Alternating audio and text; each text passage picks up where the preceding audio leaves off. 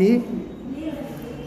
कबीर हरि की भगति बिण धृग जीमड़ संसार, धुआं केरा धौलहर जात न लागे बार। चितावड़ी को अंग में जैसा कि पहले बताया जा चुका है कि संसार की असारता, जीवन की नश्वरता की बात बार बार कबीर ने की है और विभिन्न लोकानुभवों के सहारे, विभिन्न उदाहरणों के माध्यम से वो जीव को इसके लिए प्रेरित करते हैं कि वो संसार की आसक्ति और जीवन की आसक्ति को छोड़ करके ईश्वर की ओर उन्मुख हो। कबीर हरि की भगति बिण, वो कहते हैं ईश्वर की भक्ति के बिना धृग जीवण संसार, इस संसार का जीवन धिक है, धिक्कार है। इस संसार में रहने का कोई मतलब नहीं है, इस संसार में जीवन यापन का कोई मतलब नहीं है जब तक कि हम ईश्वर की भक्ति न करें। धुआं केरा धौलहर जात न लागे बार, यह संसार, यह जीवन धुआं के धौलहर की तरह से है, धुआं के बने हुए महल की तरह से है, धुआं से बने हुए घर की तरह से है जो थोड़ी ही देर में समाप्त हो जाता है। तो ऐसे ही जीवन और संसार नश्वर है, वो हमेशा बने रहने वाला नहीं है, इसलिए उसकी चिंता नहीं करनी चाहिए, उसमें आसक्त नहीं होना चाहिए, ईश्वर की भक्ति करनी चाहिए। 28वीं साखी। जी हरि की चोरी करी गए राम गुण भूल, ते विधना बागुल रचे रहे अरध मुख झूल। जी हरि की चोरी करी, जिन्होंने हरि की भक्ति में चोरी की, हरि की भक्ति, ईश्वर की भक्ति करने से जी चुराया, ईश्वर से दूरी बना के रखा, रहे गए राम गुण भूल, और राम के गुणों को वो भूल गए। ते विधना बागुल रचे, कबीर कहते हैं कि मानो उनके रूप में विधना ने, ब्रह्मा ने बागुल की रचना की, बगुले की रचना की, मानो वो मनुष्य नहीं बगुला है। रहे अरध मुखी झूल, सिर नीचा किए हुए वो संसार में झूल रहे हैं। बगुला एक टक एकाग्र होकर मछली पकड़ने के लिए ध्यान लगाता है। यह मछली सांसारिक आसक्तियाँ होती हैं। मैंने जैसे बगुला मछली पर ध्यान लगाए होता है, ईश्वर को भूल चुका होता है, ऐसे ही संसार में आसक्त लोग मानो बगुले की तरह से होते हैं जो ईश्वर से विमुख होते हैं और संसार की ओर एकटक ध्यान लगाए होते हैं। वो इस संसार में बगुले की तरह से सिर नीचा करके झूल रहे होते हैं। 29वीं साखी। माटी मलण कुम्हार की घड़ी सह सिरलात, इही अवसर चेत्या नहीं चूका अब की घात। कबीर कहते हैं कि माटी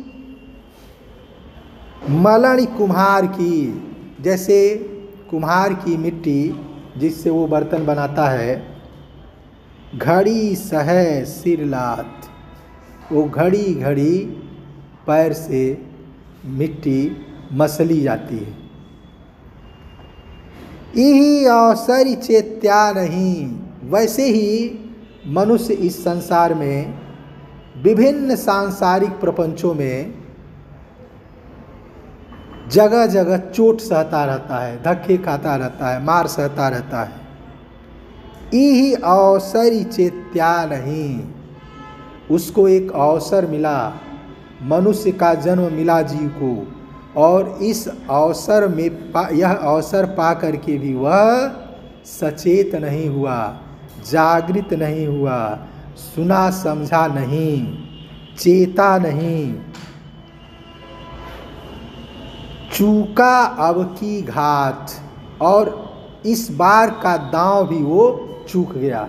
मैंने उसको एक अवसर मिला था, मनुष्य का जन्म मिला था, वो ईश्वर की भक्ति कर सकता था, संसारिक आवागमन से मुक्त हो सकता था, मगर इस घात को, इस दांव को, इस अवसर को उसने गंवा दिया। 32वीं साखी। राम नाम जानिया नहीं, बात बिनंठी मूल, हरत यहाँ ही हारिया, परति पड़ी मुख धूल। राम नाम जानिया नहीं, उस मूर्ख जीव के बारे में कबीर कहते हैं कि राम नाम जानिया नहीं, जिसने राम का नाम नहीं जाना, जिसने राम के तत्व को नहीं समझा। बात बिनंठी मूल, उसकी बात मानो मूल में ही, जड़ में ही, आरंभ में ही नष्ट हो गई। मैंने उसके जीवन की जो ऊर्ध्वमुखी प्रगति हो सकती थी वो वहीं रुक गई, बंद हो गई। उसकी प्रगति शुरू में ही नष्ट हो गई, उसका विकास शुरू में ही अवरुद्ध हो गया। हरत यहाँ ही हारिया, संसार में हरण करते हुए, संसार में दूसरे का हक छीनते हुए, संसार में सांसारिक भोग ऐश्वर्य को इकट्ठा करते हुए, मानो वह स्वयं ही हार गया, क्योंकि उसका अपना जो मूल था वह उससे छीन गया, उसका आध्यात्मिक स्वरूप उससे छीन गया, खो गया। परति घड़ी मुख धूल, और मानो परति पड़ी मुख धूल, उसके मुख पर धूल की परत पड़ गई। मुख पर धूल की परत पड़ गई, अर्थात तरह तरह की सांसारिक विषय वासनाओं की माया में वो लिपट गया, और फिर इससे मुक्त हो पाना उसके लिए संभव नहीं है।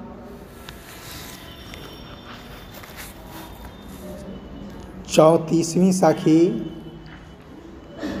मनीषा जन्म दुर्लभ है, देह न बारंबार, तरबर थे फल झड़ी पड़िया, बहुर न लागे डार।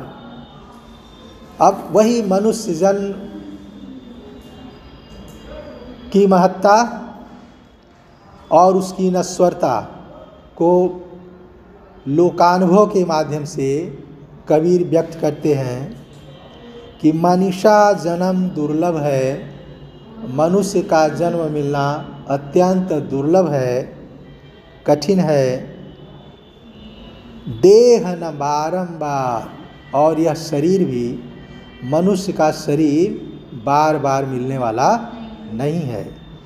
मनुष्य का शरीर वैसे ही बार बार मिलने वाला नहीं है, या यह शरीर नष्ट हो जाने पर दोबारा काम लायक नहीं हो सकता है, काम में नहीं लाया जा सकता है। जैसे अगर किसी की मौत हो जाए तो वो चाहे कि दोबारा उस शरीर से हम काम ले लें तो उसके लिए संभव नहीं है। देह न बारंबार, तरवर थे फल झड़ी पड़िया।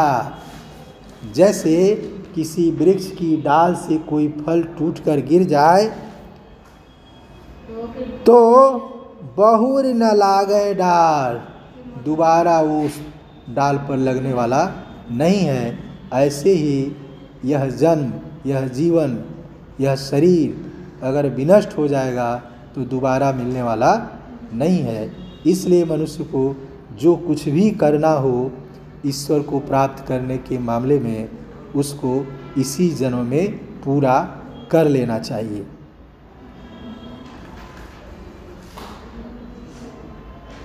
सैंतीसवीं साखी। कबीर यह तन जात है, सकै तो लेहु बहोड़, नागे हाथों ते गए जिनके लाख करोड़। इसमें भी कबीर ने लोकानुभव का सहारा लिया है, उदाहरण के माध्यम से जीवात्मा को संबोधित करने की कोशिश की है।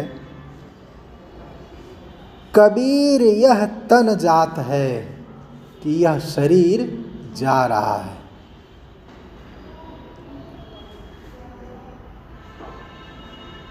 जिसको जितनी उम्र मिली होती है,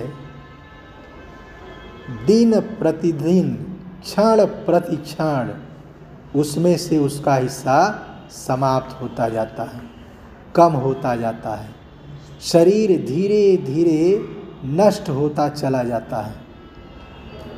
कबीर यह तन जात है, सकै तो लेहु बहोड़, चाहो तो तुम इसको सुरक्षित कर लो, चाहो तो इसको तुम इकट्ठा कर लो, चाहो तो इसको बचा लो। किस लिए?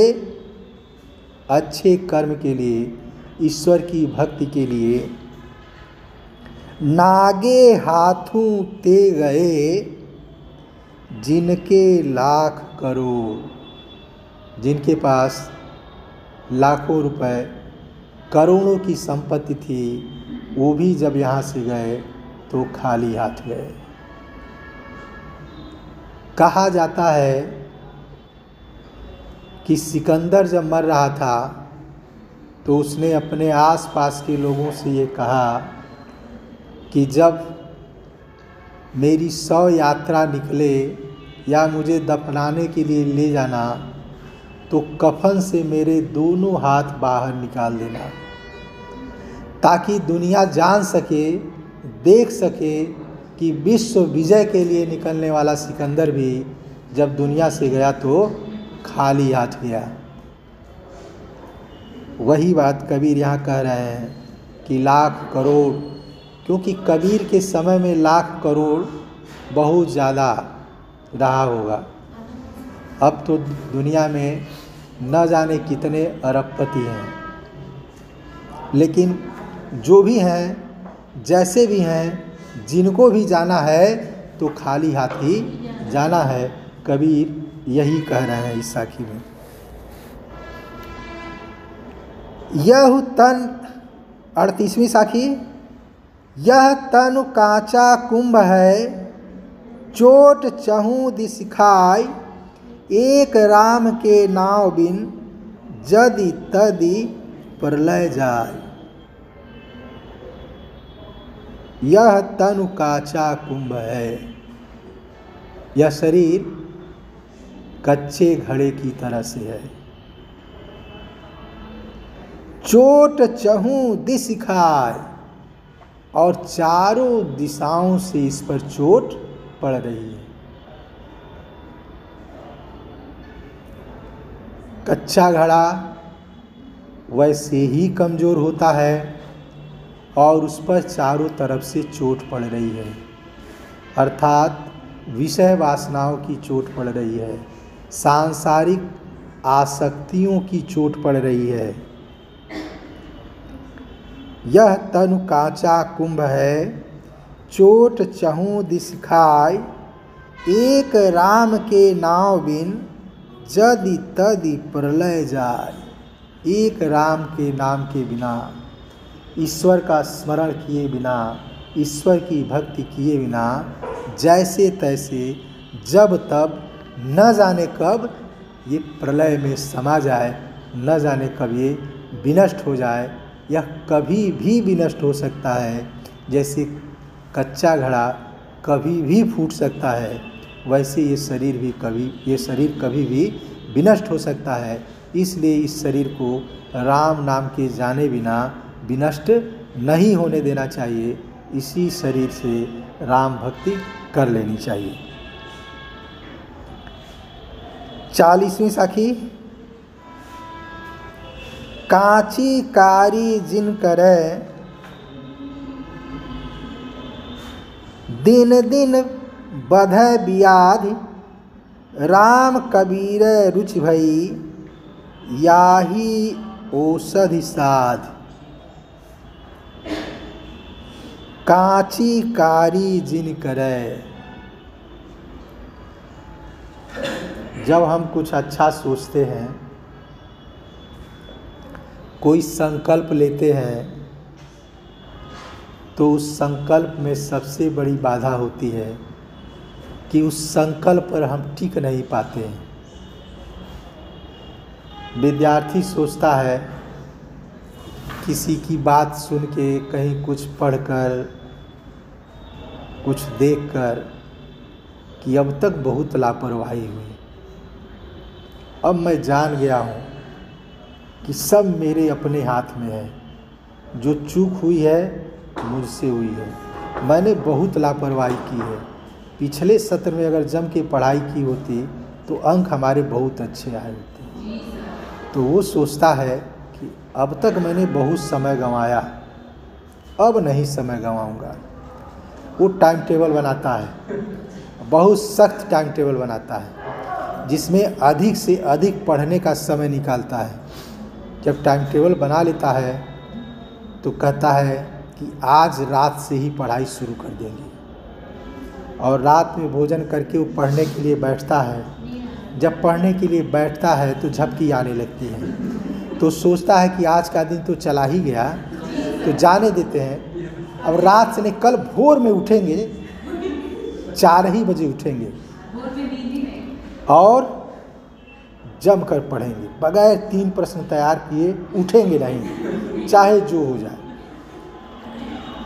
उसके संकल्प शक्ति का परिणाम ये होता है कि 4 बजे उसकी नींद टूट जाती है। जब 4 बजे नींद टूटती है तो देखता है घड़ी, मोबाइल, कि हाँ ठीक समय से उठ गए। सोचता है अब उठ तो गए ही हैं, थोड़ा करवट बदल लेते हैं, फिर पढ़ते हैं। और उस करवट बदलने में 4 की जगह 5 बजेगा, 6 बजेगा, 7 बजेगा, क्या बजेगा कुछ कहा नहीं जा सकता। कबीर कह रहे हैं कि कांची कार्य जिन करे, जब तब नहीं करना चाहिए,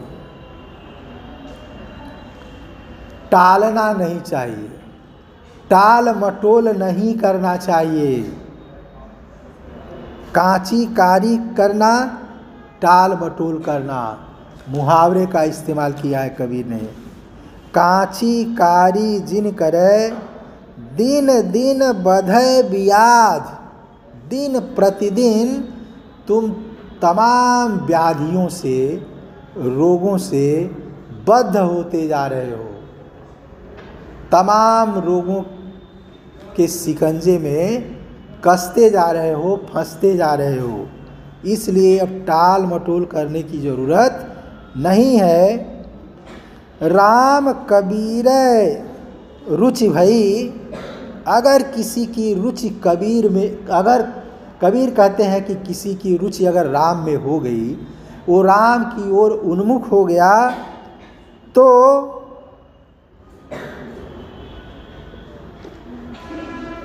याही औषधि साज, यही उसके लिए औषधि का रूप, औषधि का रूप हो जाती है।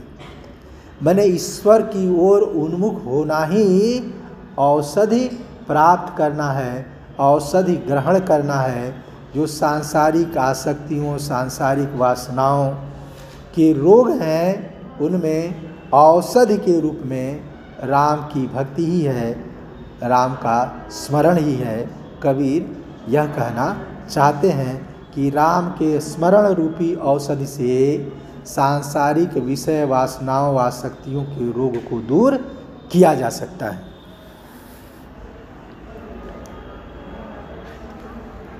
इकतालीसवीं साखी।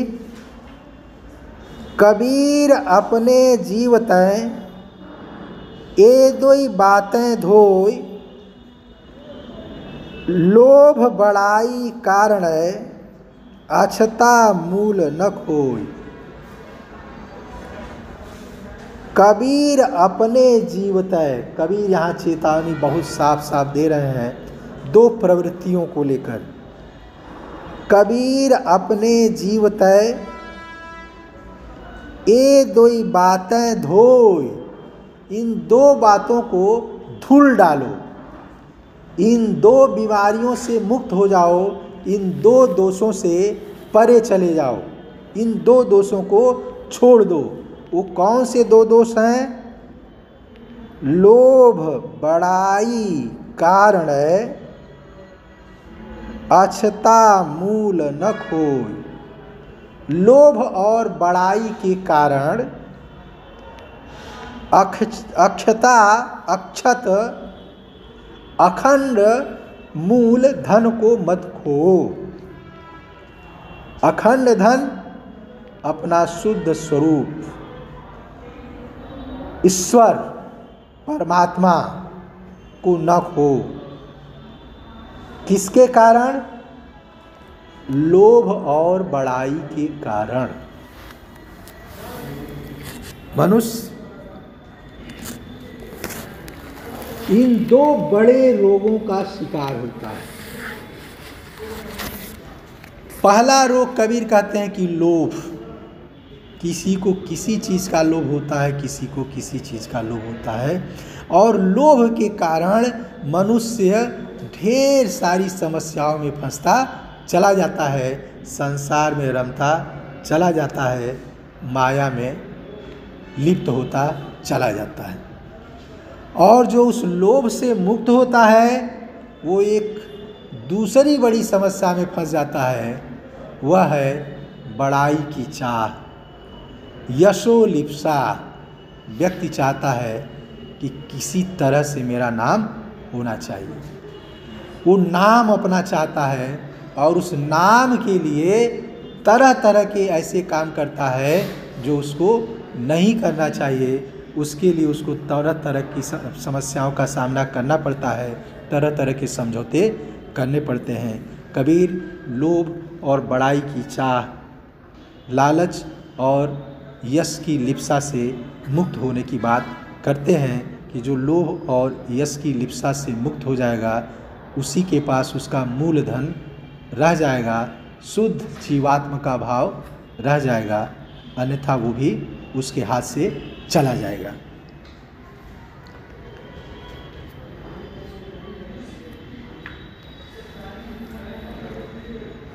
खंभा एक गईंद दोई, क्यों कर बांधिस बार, मान करे तो पीऊ नहीं, पीऊ तो मानी निबार।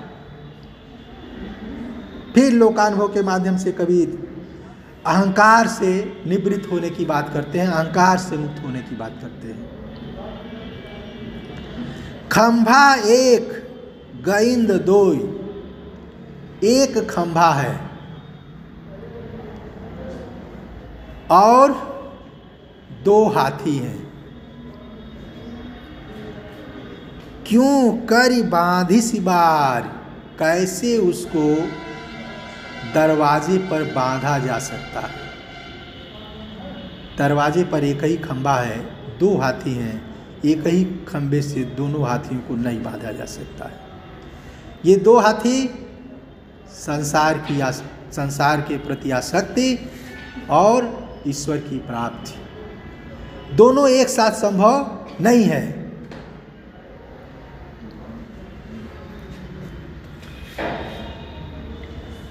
कबीर कहते हैं मान करे तो पीऊ नहीं। एक तरफ अहंकार है और दूसरे तरफ ईश्वर। एक तरफ अहंकार का हाथी है और दूसरे तरफ ईश्वर का अनुभव है। जैसे दो हाथियों को एक साथ दरवाजे पर एक खंभे में नहीं बांधा जा सकता है, वैसे ही एक साथ अहंकार और ईश्वर दोनों को नहीं साधा जा सकता है। अगर ईश्वर को प्राप्त करना हो तो अहंकार छोड़ना होगा, और अहंकार को बनाए रखना है तो ईश्वर की प्राप्ति संभव नहीं है। छोटी कक्षाओं में कबीर की साखी बार बार पढ़ी जाती है, जब मैं था तब हरि नहीं, अब हरि है मैं ना, सब अंधियारा मिट गया जब दीपक देखा माह।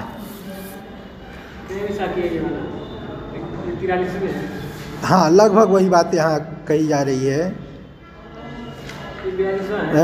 वो 42वीं साखी थी। 43वीं साखी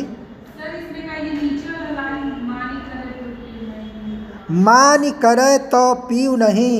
मान मतलब मान, अहंकार।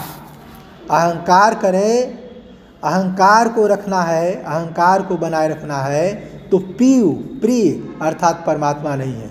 माने जहाँ अहंकार है वहाँ परमात्मा नहीं है, और जहाँ परमात्मा होगा वहाँ से अगर परमात्मा को प्राप्त करना है तो मारी निवार।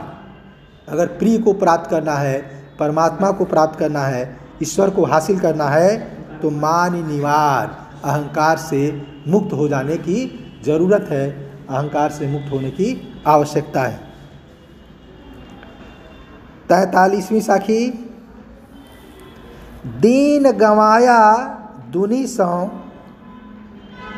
दुनी न चाली साथ, पाई कुहाड़ा मारिया, गाफिल अपने हाथ। दीन गंवाया दुनी सौ, दुनिया के चक्कर में दीन को गंवा दिया, अपने कर्तव्य को, अपने धर्म को गंवा दिया। दुनी न चाली साथ, और दुनिया भी साथ नहीं चली। जरूरत पर दुनिया ने भी साथ नहीं दिया। जाते समय व्यक्ति अकेले ही चला जाता है। संकट की घड़ी में अपने लोग भी साथ छोड़ देते हैं। कहा तो यहाँ तक जाता है कि मतलब कि इस दुनिया में कौन किसका होता है, अपना साया भी साथ छोड़ देता है जब अंधेरा होता है। वाल्मीकि के बारे में कहा जाता है कि वाल्मीकि आरंभ में डाकू थे, उनका नाम था रत्नाकर। तो एक बार सप्तऋषि जिस जंगल में रत्नाकर डकैती करते थे, उस जंगल से सप्तर्षि जा रहे थे, सातों ऋषि जा रहे थे, और रत्नाकर ने उनको घेर लिया। ऋषियों ने कहा कि ये तुम किसके लिए करते हो? हमको लूटना चाहते हो या तुम लूट मार करते हो तो किसके लिए करते हो? तो रत्नाकर ने कहा कि अपने परिवार के लिए करता हूँ। तो कहा कि क्या तुमको ये मालूम है कि तुम ये जो करते हो वो पाप का कर्म है? रत्नाकर ने कहा बिल्कुल मुझको मालूम है, लेकिन मैं जो करता हूँ अपने परिवार के लिए करता हूँ। तो कहा कि क्या तुम्हारा परिवार तुम्हारे इस पाप में भागीदार होगा? मतलब इस पाप के कारण तुमको जो सज़ा मिलेगी उस सज़ा में हिस्सेदारी तुम्हारा परिवार करेगा? रत्नाकर ने कहा बिल्कुल करेगा। कहा नहीं, तुम्हारे कहने से बात नहीं मानी जा सकती है। जाओ तुम अपने परिवार के सभी सदस्यों से पूछ कर आओ।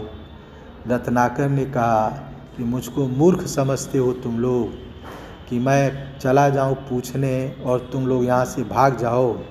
इतने दिन के बाद तो 7 लोग इकट्ठे मिले हैं। उन्होंने कहा नहीं, हमको तुम लोग हम लोगों को एक पेड़ से बांध दो और चले जाओ, हम लोग नहीं भागेंगे। रत्नाकर ने ऐसा ही किया और घर गए, सबसे पूछा, कोई पाप में भागीदार होने के लिए तैयार नहीं हुआ। रत्नाकर वापस आया और वहीं से उसकी दिशा बदल गई। यह एक कहानी कही जाती है वाल्मीकि के बारे में, जिस कहानी का अर्थ यह है कि दुनिया सुख में साथ देने वाली होती है, दुख में साथ देने वाली नहीं है। हम अपने पाप कर्मों के लिए खुद उत्तरदायी होते हैं और उसकी सज़ा भी हमको खुद भोगने के लिए तैयार होना चाहिए। उसकी सज़ा कोई और नहीं भोगेगा। वही बात यहाँ कबीर दूसरे ढंग से कह रहे हैं, लगभग दोहरा रहे हैं कि दीन गंवाया दुनी सौ दुनी न चाली साथ पाई कुहाड़ा मारिया गाफिल अपने हाथ। गाफिल गैर समझदार, पाई कुहाड़ा मारिया पैरों में कुल्हाड़ा मार देता है, अपने हाथ अपने हाथ से, अपने हाथों से अपने पैर पर कुल्हाड़ी मारना भी लोकोक्ति है, जिसका इस्तेमाल यहाँ कबीर कर रहे हैं। भाव यह है कि जो व्यक्ति इस दुनिया के लिए ढेर सारी बुराइयों में लिप्त हो जाता है, ढेर सारे ऐसे कर्म करता है जिसकी सज़ा उसको भुगतनी होती है, तो वह बिल्कुल उसी तरह से है जैसे कोई अपने पैर पर खुद कुल्हाड़ी मार ले अपने हाथ से। उस दुनिया के लिए जो दुनिया संकट के समय उसका साथ देने वाली नहीं है, उसके साथ जाने वाली नहीं है। यह तनताओं सब बन भया करम भय कुहाड़ आप को काट है कहे कबीर विचार। यह तन तो सब बन भया, यह पूरा शरीर तो मानो जंगल हो गया। कर्म भय कुहाड़, और सारे कर्म कुल्हाड़ी की तरह से हो गए।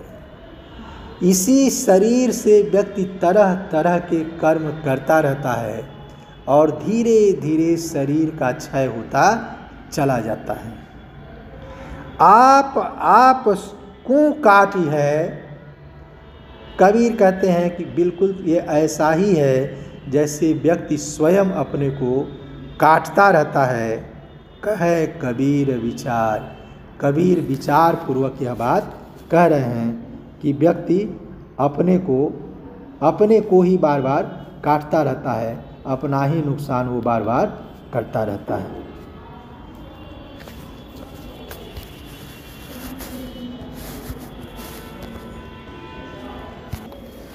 कुल खोया कुल उबरे, 45वीं साखी।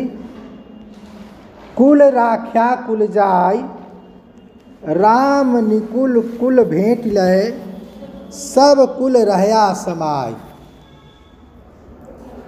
कुल खोया कुल उबरे, कुल, यहाँ कुल में यमक अलंकार है। एक कुल का अर्थ परिवार है और दूसरे कुल का अर्थ संपूर्ण अर्थात ईश्वर है। कुल खोया कुल उबरे, कुल को खो देने से कुल बच जाता है। अगर परिवार की आसक्ति समाप्त हो जाए तो मूल ईश्वर रह जाता है। कुल राख्या कुल जाय, और अगर कोई कुल की चिंता करने लगता है, संसार की चिंता करने लगता है, तो कुल ईश्वर चला जाता है, उसके हाथ से निकल जाता है।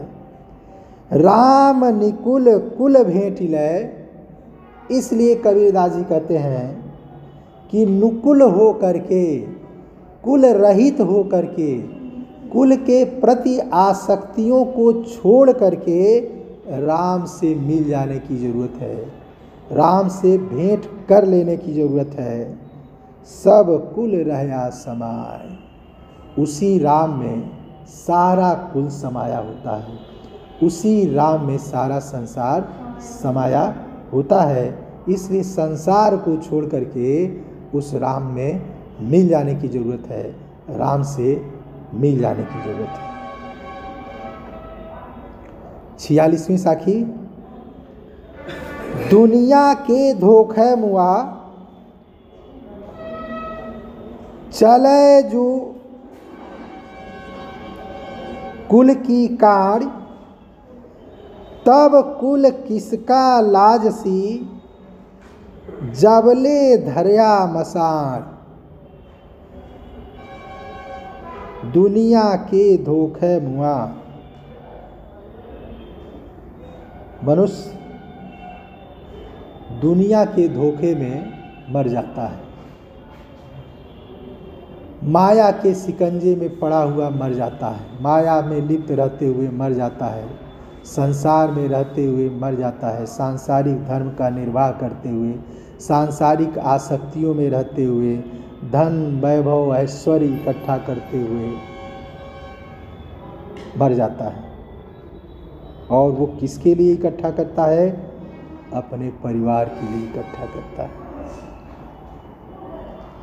दुनिया के धोखे मुआ, चले जो कुल की कान, कुल की कान के हिसाब से चलते हुए, कुल की रीति के हिसाब से चलते हुए, कुल की मर्यादा का पालन करते हुए व्यक्ति मर जाता है, नष्ट हो जाता है, समाप्त हो जाता है। तब कुल किसका लाजसी, जबले धरया मसाण। और वही कुल जब मरने के बाद तुमको मसान में ले जाकर रख देता है, अग्नि को समर्पित कर देता है या कब्र में डाल देता है, तब उस कुल को तो कोई लज्जा नहीं आती, तब तो वो कुल किसी लाज में नहीं पड़ता है। इसलिए व्यक्ति को, मनुष्य को कुल की चिंता छोड़ करके ईश्वर की चिंता करनी चाहिए, कबीर यह कहना चाहते हैं। 47वीं साखी। दुनिया भाड़ा दुख का, भरी मुहामुह भूख। अदया अलह राम की, कुरलय ऊड़ी कूख। दुनिया भाड़ा दुख का, यह संसार मानो दुख का बर्तन है, पात्र है। भरी मुहामुह भूख, इसमें मुंह तक लबालब भूख भरी हुई है उस पात्र में। महात्मा बुद्ध ने संसार को दुखमय कहा था। संसार दुखमय है, 4 आर्य सत्यों की बात की थी। संसार दुखमय है, दुख का कारण है, कारण का निवारण है, और उस निवारण के लिए उन्होंने अष्टांगिक मार्ग का उपदेश दिया था। कबीर कहते हैं कि दुनिया भाड़ा दुख का, संसार दुख के पात्र की तरह से है, ऐसे पात्र की तरह से जो लबालब मुंह तक भूख से भरा हुआ है। भूख से भरा हुआ है अर्थात लोभ से भरा हुआ है, लालच से भरा हुआ है, इच्छाओं से भरा हुआ है, चाह से भरा हुआ है। अदया अलह राम की, राम और अल्लाह की दया के बिना कुरलय ऊड़ी कूख। कूख कोश, कोश कोश संग्रह, कि राम की दया के बगैर, अल्लाह की दया के बगैर तुम किस कोश के लिए, किस धन के लिए चिल्ला रहे हो, कुरले कर रहे हो, चिल्ला रहे हो, ऊंचे स्वर में चिल्ला रहे हो। अर्थात राम या अल्लाह की दया हर धन से, हर संग्रह से अधिक मूल्यवान है। उस दया को प्राप्त करने की कोशिश करनी चाहिए। सांसारिक आसक्तियों, सांसारिक धन वैभव का कोई मूल्य नहीं है ईश्वर के मूल्य की तुलना में।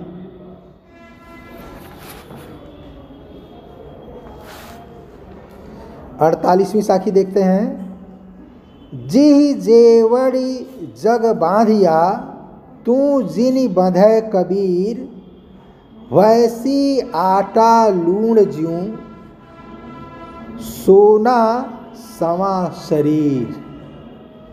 कबीर कहते हैं जी जेवड़ी जग बंधिया, बंधिवा, जिस जेवड़ी में, जिस रस्सी में संसार बंधा हुआ है, जिस माया की रस्सी में संसार बंधा है, फंसा है, कैद है, तू जिनी बंधे कबीर।